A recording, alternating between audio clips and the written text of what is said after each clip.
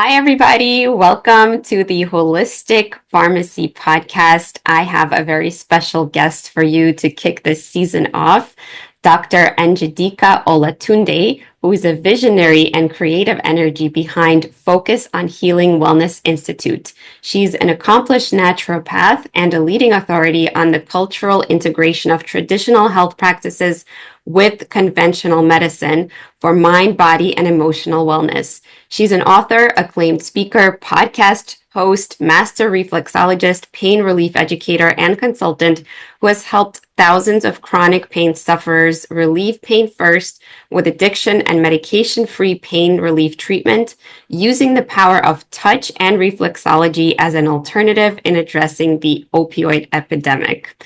So without further ado, welcome, Njideka. Thank you so much for having me. Yes. Wow. What an impressive bio. And I would love to start at the beginning of your journey and just ask where you grew up and how you came to do this work. Okay, which really laid the foundation for what I do. As a child, I grew up on what's known as home remedies. And growing up on home remedies back during that time, doctors actually did home visits.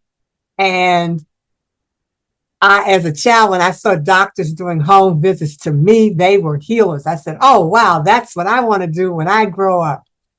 And by the time I got to college, I got a rude awakening that that's not what doctors were doing. And it caused me to change my career, and I became a social worker. And while I was doing social work, one of the things that really concerned me was the fact that everyone was going to the emergency room for healthcare. And I said, something's wrong with this picture. So what's happened to prevention? And that kind of sparked the spirit again to want to become a doctor. And this also happened at the time when alternative and therapeutic approaches were coming on the scene. So it opened the door for me to be able to go back to school and become a naturopathic practitioner. So when I became a practitioner, I wanted to add a service to my practice, and that became reflexology. But how that happened was a whole nother story, but I'll give you kind of a quick overview. I did what was called a vision quest. And when you do a vision quest, that's like, when you connect with nature and all that's in the environment. But I did it on with Native Americans. And after, we went through the quest, and I came down from the mountain spot that they placed me on. And I was talking about all of the birds, the butterflies, and all the animals that were coming around me. And they gave me the translation of that to mean you're to do something with your hands. So I thought that meant massage therapy. And when I went to massage therapy school, I didn't like massage, but I liked reflexology. And from there, that became my journey and became my passion in terms of what I do with reflexology and relieving pain.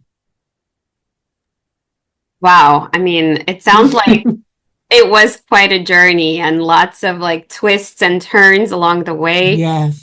And I really commend you for like following through on those things and going to Mm-hmm. school on those different aspects. And it sounds like, you came out on the other side of it with a bunch of tools in your Yeah. toolkit, and seeing the person holistically, because you had the social work and you had the Yes. naturopathic and the healing touch. It all kind of opens up different ways that we can work with the body and with the person. So I'm curious how you decided to specialize in pain specifically. Oh, thank you for asking me that question, because that's real. It's real special to me. How I got involved in pain was I lost a lot of colleagues, a lot of friends, and even some family members because of pain.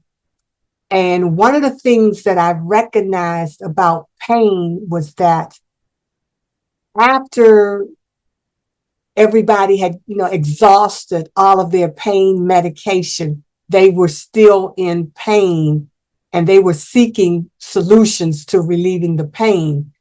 And I started realizing that we need to look at the touch component. And that's what kind of opened the door where I spent a great deal of time doing research and studying how to use reflexology.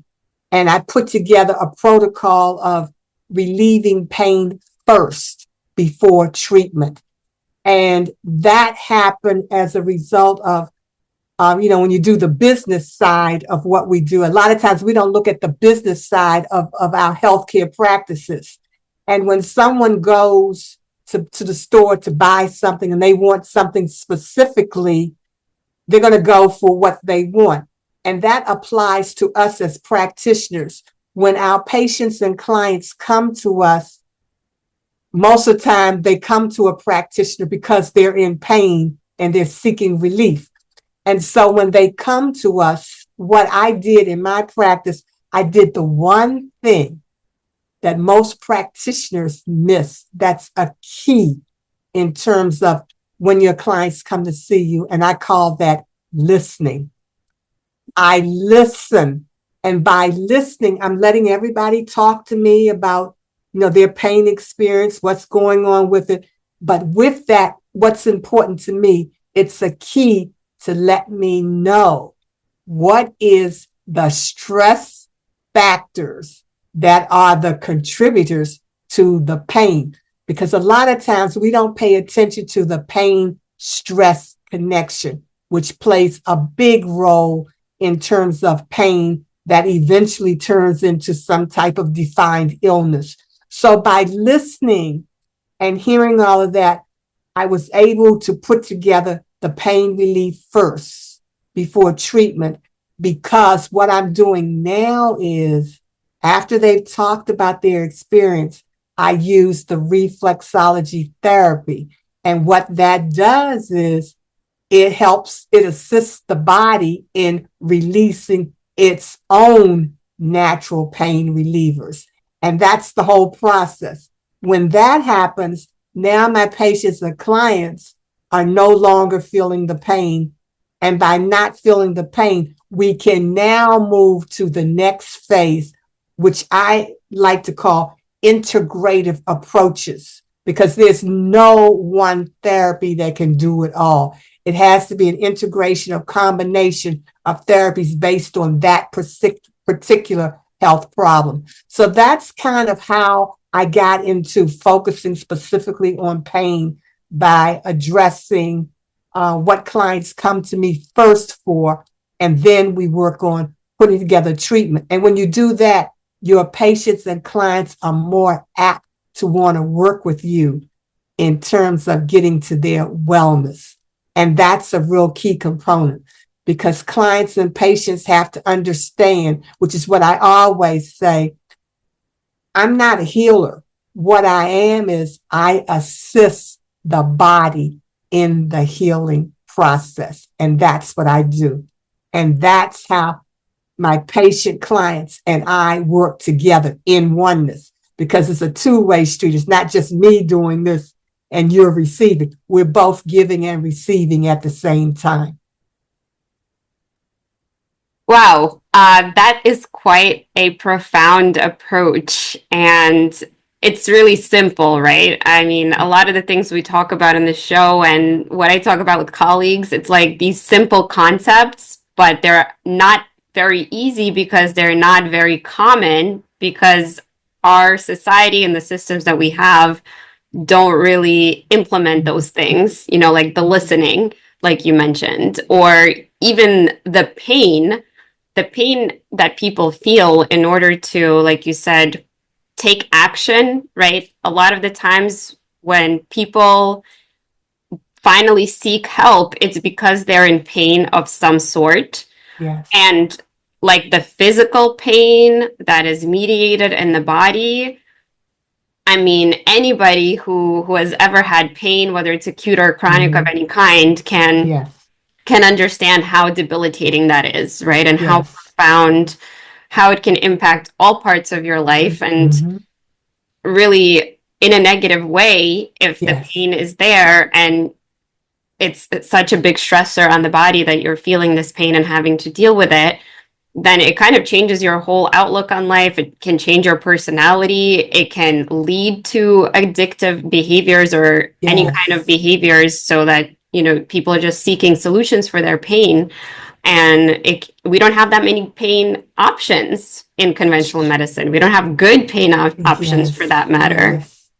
Like the opioid epidemic, which you mentioned, this is why it happened because we didn't have really good pharmaceutical interventions like we have Yes. for every other aspect of medicine. Right now, Yes. conventional Yes. medicine is all about pharmaceutics. It's almost like these words became interchangeable, that the medical system relies on the pharmaceutical industry because it's like when you go to a doctor, you most likely will get a prescription of some sort of Mhm. chemical, not even a plant. Right. In the past, I'm an herbalist and a pharmacist. In the past, Yes. it was the same Yes. profession.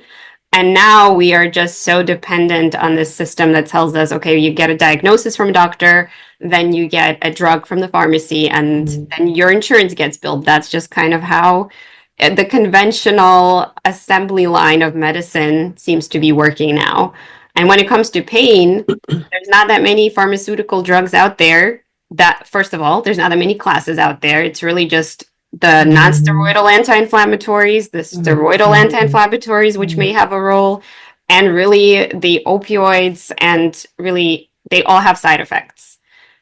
So That is so, and that's what makes it so sad because we're not looking at we're dealing with human beings. And because we're dealing with human beings, everybody is different. And because they're different, we have to learn how to connect with their uniqueness. Because the one thing that's not understood is that your pain did not come overnight. It was a process. It's been leading up to this. And the body, in terms of how it's designed, gives you a pain as a warning that we got some stress going on in the body that needs to be attended to. And if it's not, like debilitating, okay, well, I'll get over this.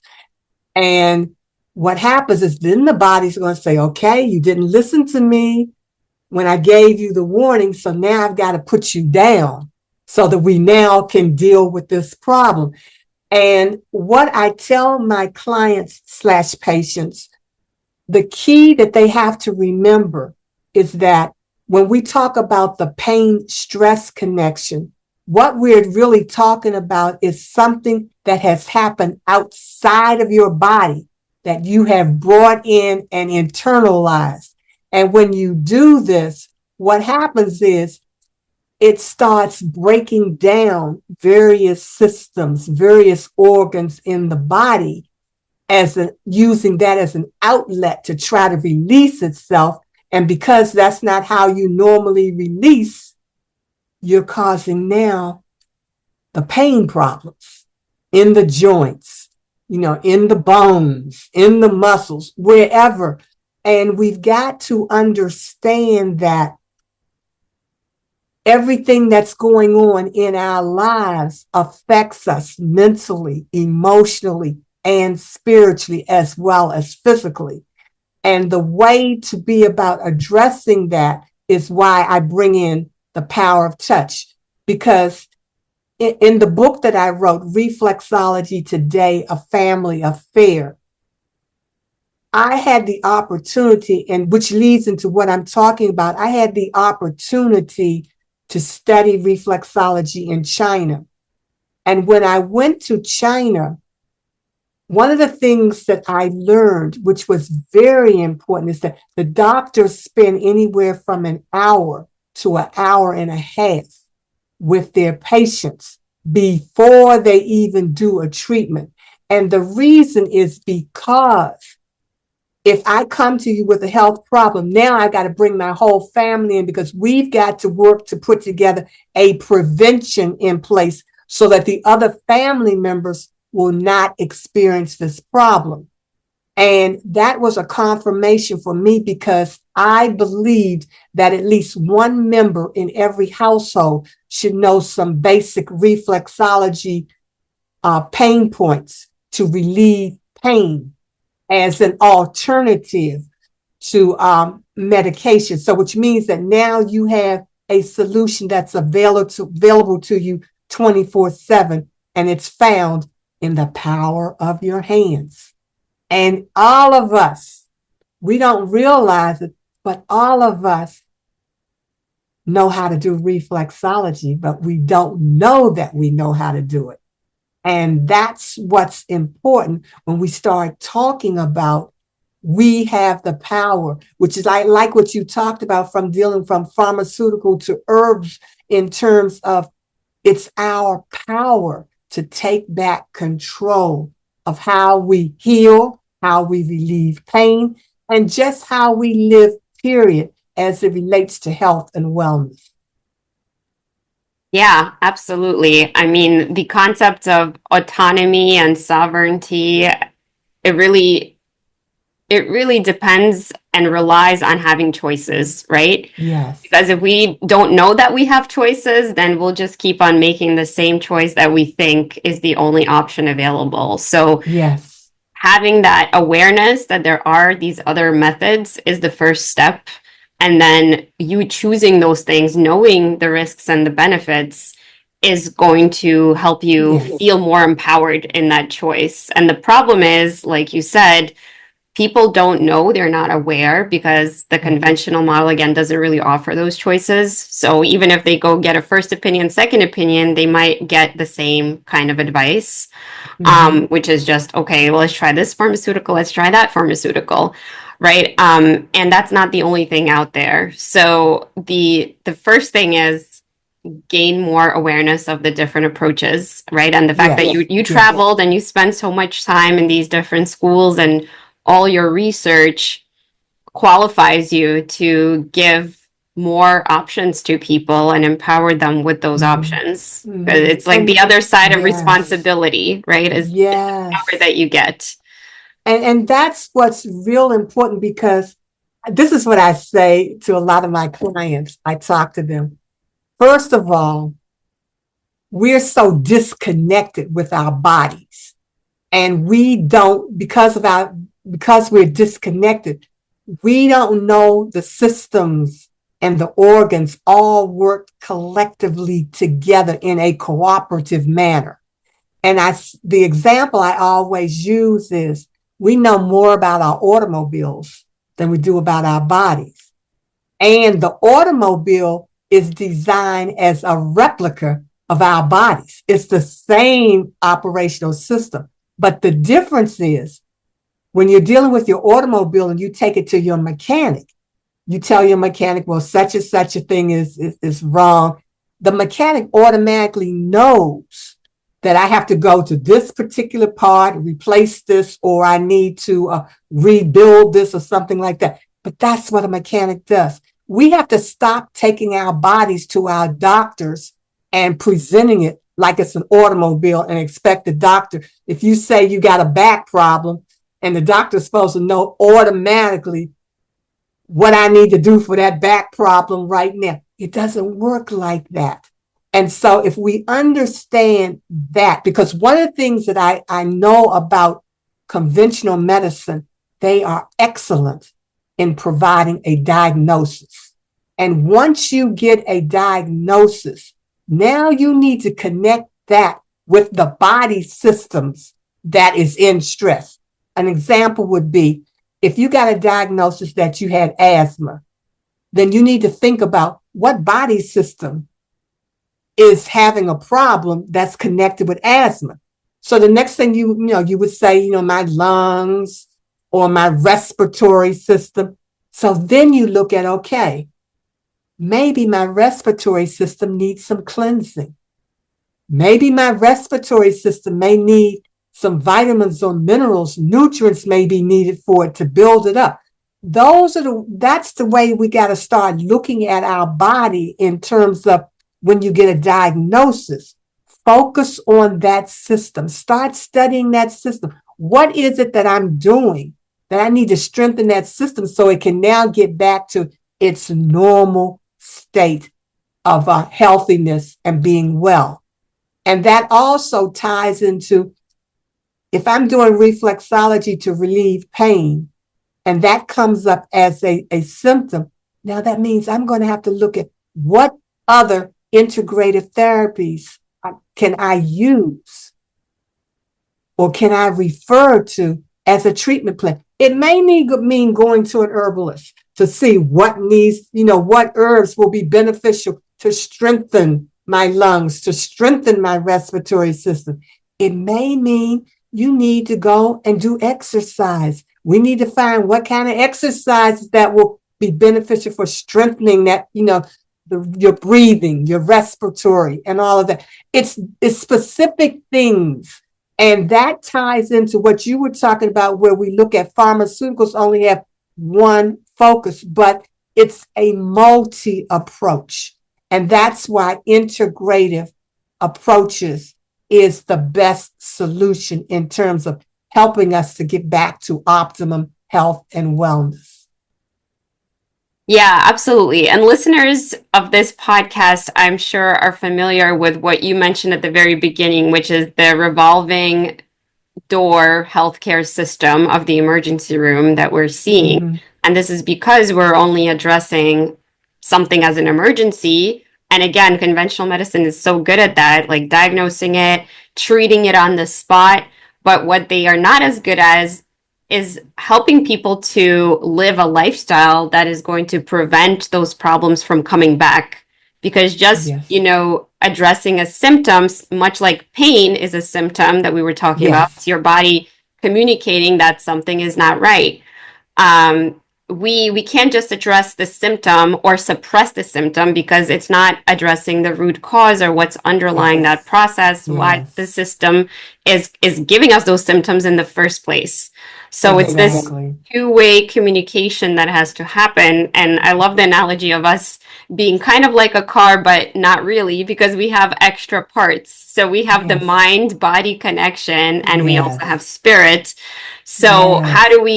do we address those things in a holistic way? And that means we have to look at all of those at once, like we always talk Exactly. about, right? And Exactly. the conventional model seems to separate them, right? We have Yes. psychology and then we have regular Yes. medicine. And those are two Yes. separate things. But without looking at that mind body connection, we're not able to utilize the power of how they influence each other. Exactly. Exactly.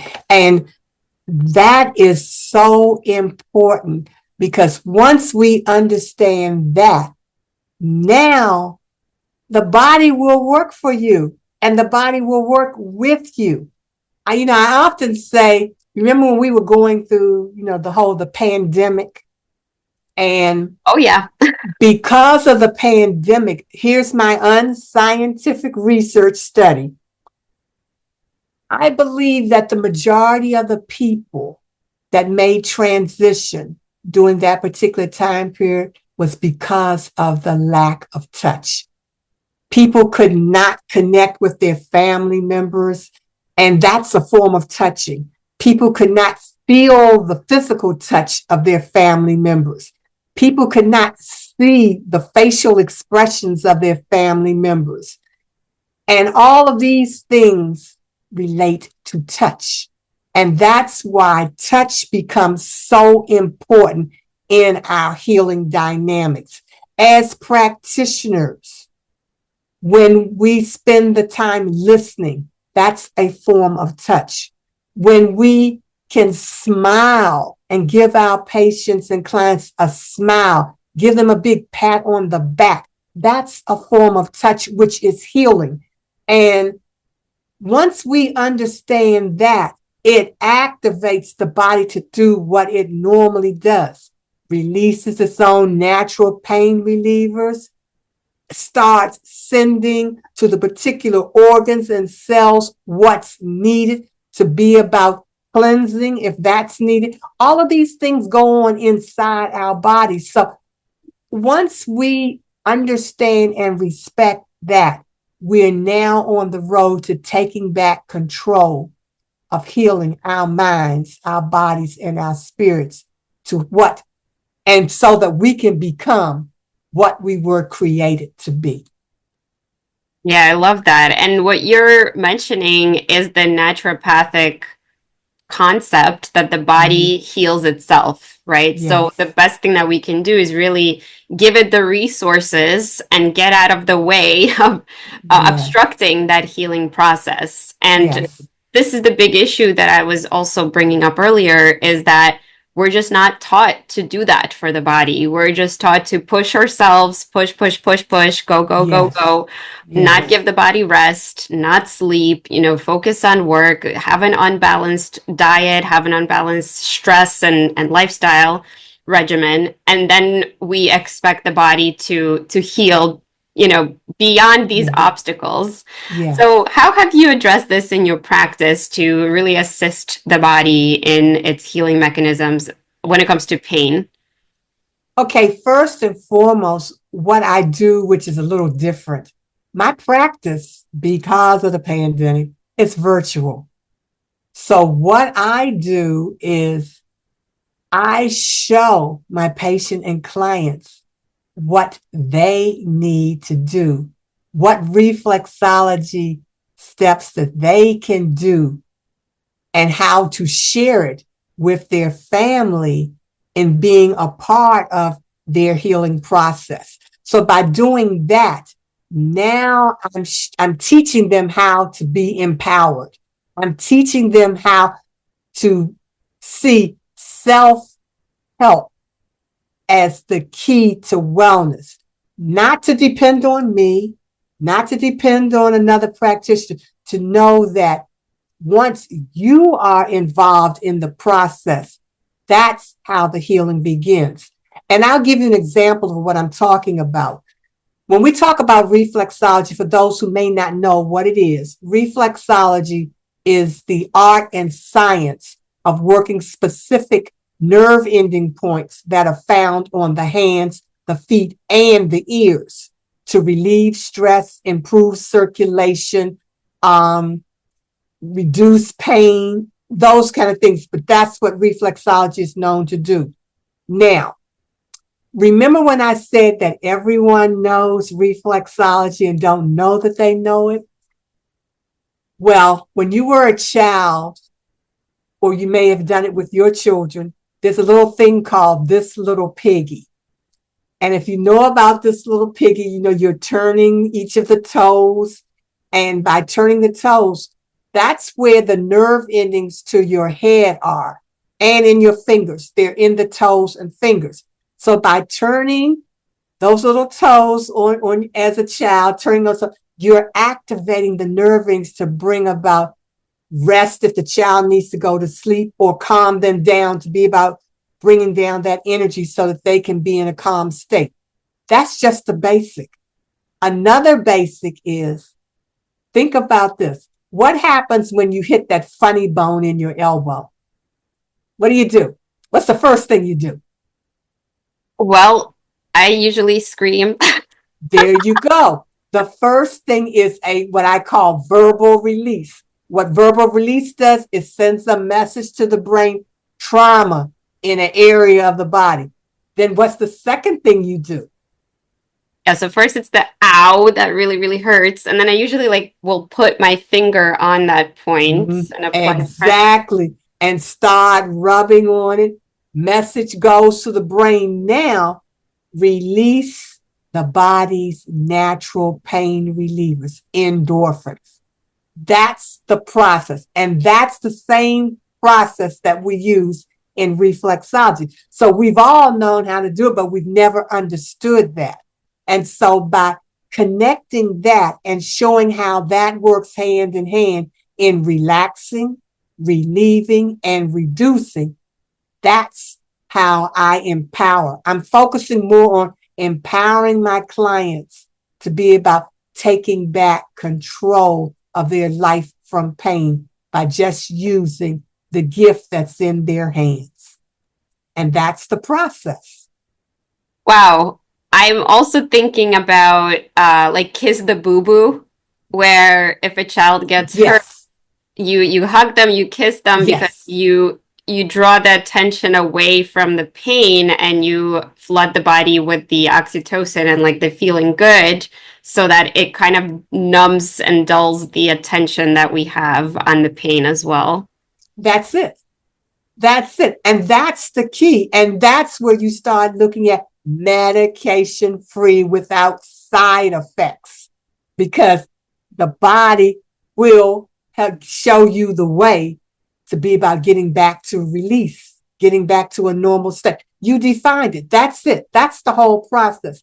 The other problem when we start looking at people with chronic pain, they've been in pain for so long that they don't even remember what their body felt like to not be in pain. And that's where we're looking at relieving pain from a mental and emotional state, because now you're stuck there. And so what we have to do now is turn the whole pain dynamics around to look at how can I strengthen myself mentally and emotionally from the bondage that I have of physical pain. That's a whole nother process. And reflexology can work on that as well. Yeah, I love that. And I'm thinking about other types of physical and touch therapies that I have personally Yes, experienced. So, chiropractic work yes, or yes, massage, like deep tissue massage, or yes, the light touch of like a craniosacral work. So, exactly. what are all of these therapies like? What do they have in common? And then where does reflexology really stand out in your opinion? I love that question. That's an excellent question, because that ties into the whole focus of integrative approaches to dealing with optimum health and wellness. Reflexology is the first line of the treatment process, because what we're dealing with reflexology is we're getting to that point of relieving pain.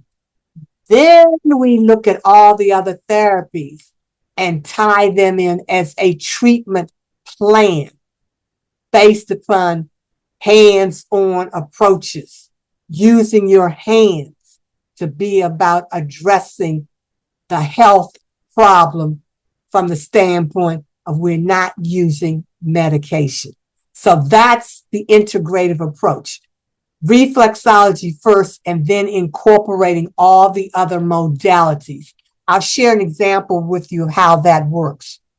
I had the opportunity to be a part of an exchange program representing America, believe this, in Cuba. And what happened was, in Cuba, they have one of the best integrative combinations of health and wellness, which means that, first of all, they bring together all of the practitioners now at one time. This is for one particular client. All the practitioners that are involved in the treatment are all there. And it's kind of like what we do with surgery. That's kind of where I can kind of define it. It's what we do with surgery. But imagine who is the lead person putting all this together. It's the matriarch of the family. She is the one that is directing what practitioner needs to be working on what particular area that's related to the family member's health problem, with the naturopathic doctor being the guiding force. Because the reason why the matriarch is there, because that's empowering the energy, the spiritual energy connection of oneness with the practitioners and the patient and the family as a whole. And that is one of the most, how can I put it? That's an evolution in terms of healing and seeing how it works when you have the massage therapist on the area that that they're designated to work on. The reflexologist working on the area that they're supposed to work on. A Reiki practitioner is doing the energy component on that particular area. And you have them all together. And then after that, you have the herbalist who is putting together all of the herbs that coincide with everything that's needed to bring that healing experience all together. It's something that we could not possibly imagine, but I do know of there are some practitioners here in the States that are looking to move into that direction. But that's a powerful healing process that a patient client can go through when you have everybody there working together, all in oneness. That's what I call collective and cooperative healing process at the same time. Yeah, we talk about patient-centered care here as a concept too, where we imagine like all of these different practitioners and experts like working as a team. But this definitely brings it to a whole other level, I have to say. And to just go back to reflexology and the roots of it for people who may not know, each point is connected to an acupuncture or acupressure point that is on a meridian, which are these energy lines on your body that we think are connected to specific flows of energy and to specific organs and organ systems. So by stimulating the feet or the hands or other body parts, you can actually stimulate your internal organs as well. And so my question for you is, how have you seen reflexology work with the diagnoses that we have for different diseases or pain, for example, like, and autoimmune diagnosed pain, like a joint or arthritis type of pain, or something like trigeminal neuralgia? How would you approach those things? And do you work with traditional, conventional diagnoses, or do you have your own system? Basically, we work with traditional, conventional diagnosis because that's what our patient clients understand. But before I get to that, to show you how, I want to give a real visual example of exactly how reflexology works. The way I compare it is like, think about an electrician. When your power goes out in your house, because you're young, this wouldn't affect you. When your power goes out, in the old days, power went out and we had something that was called a fuse, a little fuse bulb, and we would screw it into the box and the electricity come on. Now you have what's called a circuit breaker and just flip the switch and it comes on. But think about if after you did that, you turned the circuit breaker and it didn't work. You then have to call an electrician to come in. And what the electrician is going to find out is that there's something wrong with the wiring. And so we've got to now be about reconnecting the wiring so that the energy flow can produce the electricity that's needed to turn on the lights. That's the same process that a reflexologist does.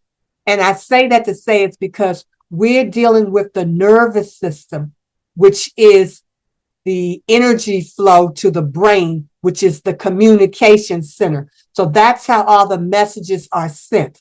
And if you ever look at a chart of the anatomy and look at the nervous system, you see how all of the nerve endings, they begin in your head and run straight through your body, ending in your hands, feet, and ears. So when somebody has a diagnosed health problem, we're going to look for that nerve ending in the hands or feet that corresponds. So say, for example, if somebody had arthritis and they may have arthritis in the knee. So we're going to go to that area on the hand to find where is the blockage in that nerve ending. And we're going to reflex that nerve ending to be about relieving that blockage. So that's what will activate the relieving of the pain. And so that's how we put that together in terms of looking at where the blockage is, because it's the blockage that's causing the pain. But keep in mind that a reflexologist does not operate like allopathic. We have to deal with the whole body because that area is just the pain point. It's not the cause of the pain. So then we have to look at how do we, as we work the whole body, we're looking for that area in the body that is the contributor to the pain in that particular nerve ending. So that's how the whole process works. I love it. Thank you for the explanation. So, what should a client expect from reflexology? Like, first of all, the first session, should there be any pain or sensations or anything that is indicating that it's working or not working? And how long would you typically work with a person for them to really feel relief? Okay, each person has a different experience. And for most people, if they are in pain, they automatically get immediate relief from the pain. And I usually suggest that we looking at 5 sessions. And the reason why I'm saying 5 sessions is because what you want to do is during that 5 session time, I'm also instructing them on how to do the actual reflexology technique. And so with the 5 sessions, now you have your medication-free pain relief that you can now utilize yourself every time you start feeling pain. And then we move into putting the treatment program together. And that may be with that particular practitioner based upon the conventional diagnosis. They will work to put their treatment program in place for that particular client. But we have laid the foundation. Now, one of the things that you can tell that a reflexology session is working is usually after the first session, everybody automatically has to go to the bathroom because now we got to start releasing because we've activated, because we were looking for what that blockage was. So now we're activating the releasing of toxins that are in the system. Then the next thing that usually happens is they are able to sleep well at night because now we have calmed the body down. We flushed the body. We put a foundation in place so that now you can start resting. And once you rest, because the other thing that most people don't understand is it does not matter what therapy, what medication, whatever it is you're on, the body will not begin the healing process until it is in a state of rest and relaxation. That has to happen first. And that's what we're doing so that the process with us as hands-on therapists can work together in assisting the body in the healing process. Yeah, absolutely. All healing happens in the parasympathetic state. So we have to get into that state first. And the vagus nerve, cranial nerve 10, is responsible for that. So there's a number of ways of activating that. But it's almost like carrying a load and then expecting yourself to add on like the extra load of healing yourself. But first you have to put the load down, and Yes. then it can get a lot easier and it could go a lot faster as well. So I'm curious, Very are there any contraindications, anybody who shouldn't do it, or any specific points that people shouldn't do? I like that question too. So let me see how I'm going to answer that.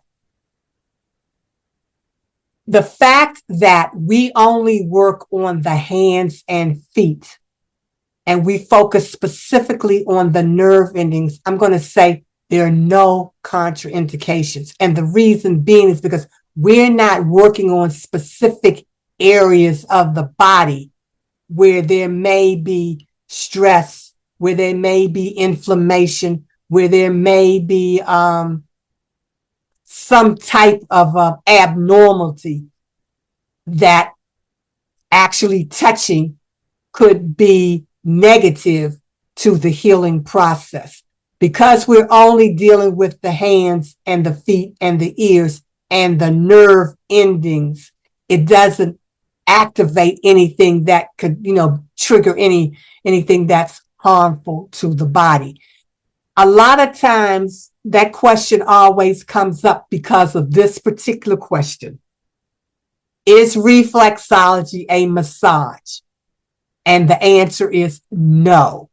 We are kin to each other, but we're not the same, because massage works with the muscular system and we work with the nervous system. And so in massage, you may have some contraindications in terms of what you can work on and what you can't. But where reflexology is, it's a whole different dynamics. Yeah, that makes sense. And a lot of times I get these questions about pregnancy, right? Because there are Yes. definitely points and acupressure that people can do for specific reasons in pregnancy, but you might want to avoid some of them as well. Well, you know that the one thing about pregnancy that everybody wants more than anything is to have their feet taken care of because of the weight that they are carrying. That is very important, in terms of, and so when they say that, and see the other thing, let me share something else too. With acupressure and acupoints, and acupuncture, you're actually working on the whole body with those nerve endings. And because we are only working on feet and hands, that makes a difference. We don't deal with the whole body from that particular frame of thinking and reference. We're only working on the nerve ending points on the hands and the feet, which makes it different. So when you talk about acupressure and acupuncture, you actually have to work on the whole body for those. And that can cause really contraindication health problems as it relates from that perspective. In terms of, but we don't work the whole body, only the hands and the feet. Love the that. most overused and under-respected parts of our body, hands and feet. True, true. So I want to ask you about the business component, which you mentioned. You mentioned 5 sessions and you mentioned, lots of success stories and thousands of patients.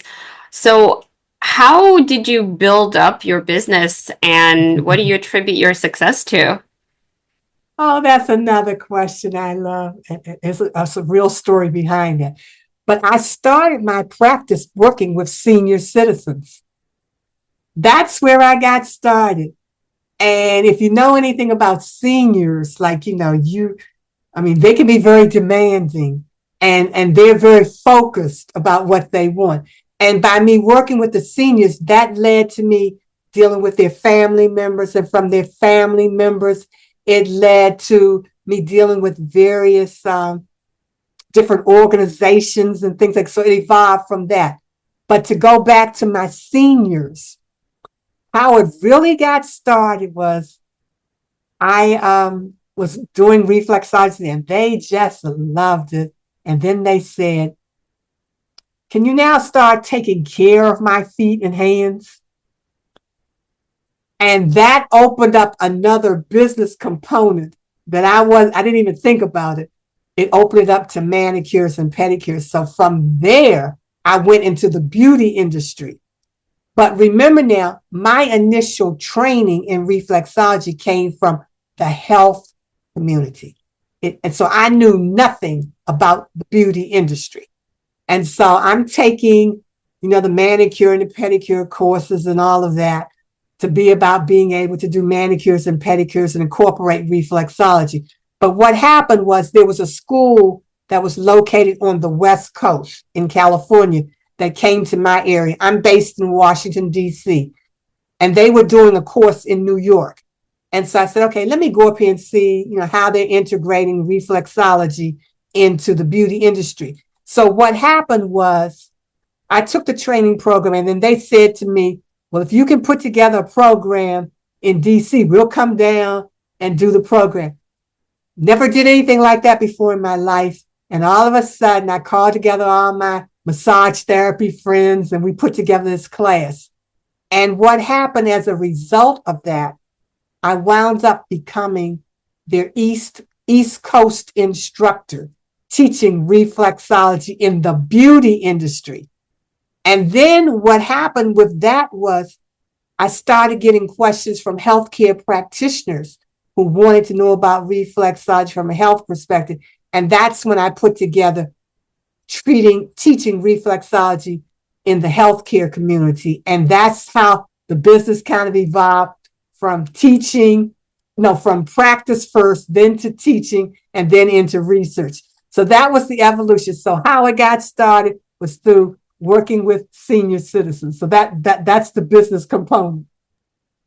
Wow. Well, thank you so much for sharing that evolution with us. And it just goes to show you that you just never know what will happen. And you just have to follow the breadcrumbs and see what happens. And eventually something amazing comes, probably even better than what you could have imagined. Thank you so much, Njideka, for joining us and sharing your wisdom today and all your knowledge and love for reflexology. And if you have just 1 more minute left, I'd love to do a rapid round fire of questions with you. Okay, one thing that I'd like to share with your listeners, in the African tradition, when you visit someone's home for the first time, you bring a gift. And I have a gift for you and your listeners. It's my medication and pain and stress-free relief poster that I will be sharing with you and your listeners. And it can be found at touchologyreflexology.com. That's my gift, my thank you gift for having me on today. Thank you so much, Njideka. So my first question for you in the rapid style, and you could just shoot your answer out, is what's the number one thing that somebody can do to improve their quality of life right now? The number one thing to improve your quality of life right now, I would say, take a deep breath and then be thankful. I love that. And definitely you can do that at no matter where you are, who you are, what you're doing, you can do that and it's accessible. So I love that. Number two is looking back on your journey. Is there anything that you would change, or what would you say to somebody that's looking to go into naturopathy, like looking back now? If I had to think about it, this is what I would say. If healing is a part of something that you want to do, and you want to do it from the standpoint of naturopath, by all means, do your research. Start looking up information that will apply to what your interest is, and then develop that and learn all you can about that and make that your practice base. Love that. And finally, just a fun fact about yourself or a hobby that you do. Can you share something with us? Okay, fun fact, and everybody can follow this. I love being able to have the opportunity to let the little girl inside of me come out and play whenever they want to. That's one of my favorite things to do. And it takes the fact of, how we grow up to be adults and be so serious about everything. When we can learn how to play like children, that adds longevity to our life. Such a good reminder. So thank you again for coming on. Thank you for your wonderful gift that you mentioned. I'll have all your links in the show notes. And is there anything else you want to share about how people can get in touch? If you want to get in contact with me, by all means, you can visit me on my website, focusonhealing.com. And by all means, if you have any questions, go to the contact section and write your questions down, and I will respond back to you. Awesome. So yeah, I will have all that information in the show notes. Thanks again for coming on, and I wish you a wonderful week ahead. Bye. Thank you, and a happy new year to you and your listeners. Thank you.